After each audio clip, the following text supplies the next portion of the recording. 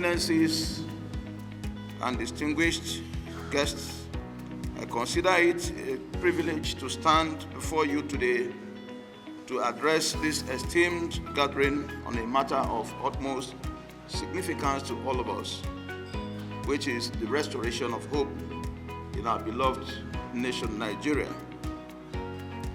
In recent years, our nation has faced numerous challenges that have shaken the very core of our unity and stability. From insecurity and violence to political tensions and economic hardships, the Nigerian people have endured strife and extreme difficulties.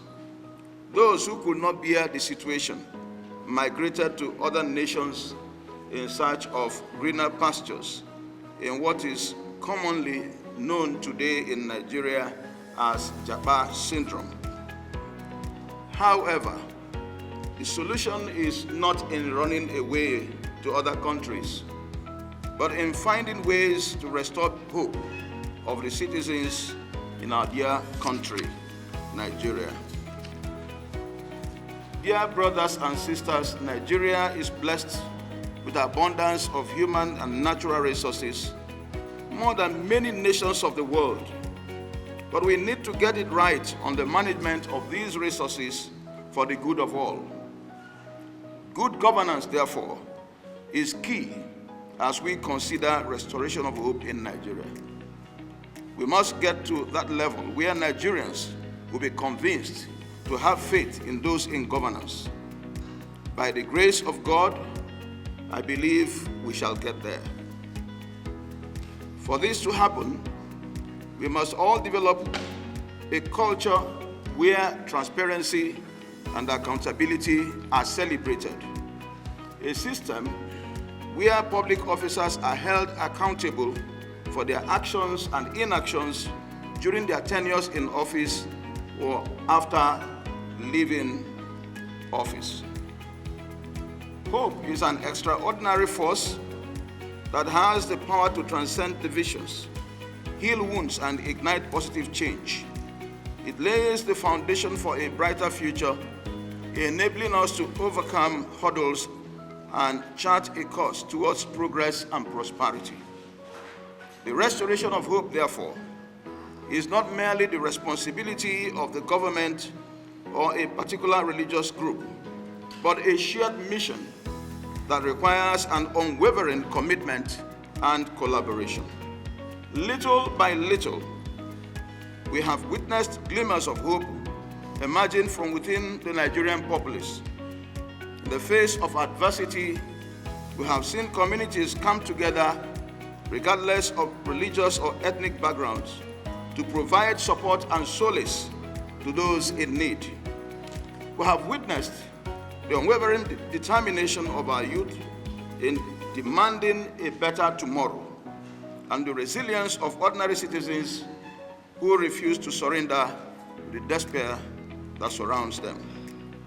Today, I stand here to emphasize that hope can be the catalyst for positive transformation, but it requires deliberate efforts and unified action. As leaders representing the major religions in Nigeria, we must foster an environment that promotes harmony, tolerance, and mutual respect. By recognizing the shared values that underpin all major religions, we can create bridges of understanding and work towards a common vision of hope. Let us therefore be ready to defend the freedom of religion and belief, not just for ourselves, but for others who may not necessarily be of the same faith or religion or region with us.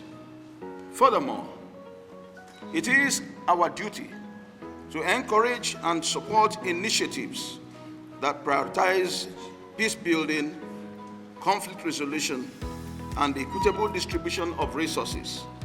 By working together beyond any religious or ethnic barriers, we can rebuild the moral fabrics of our nation and restore the hope of Nigerians in their nation, so that the trend of migration can be reversed in no distant time. Moreover, the Council, as a platform for interreligious counsel and cooperation, has a vital role to play in the restoration of hope in Nigeria. As we gather here today, let us reaffirm our commitment to engage in constructive dialogue, promote religious literacy, and address the root causes of tension and conflict that hinder the progress of our nation.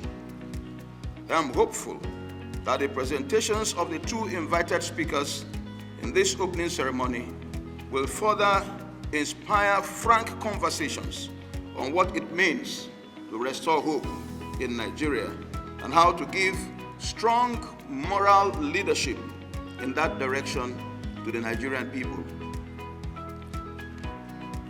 Your Excellency, Your Eminencies, Your Highnesses, dear brothers and sisters, in conclusion, I am confident that the Nigerian Interreligious Council, with its diverse membership and influential role, has the ability to foster and encourage social cohesion that will restore hope in Nigeria.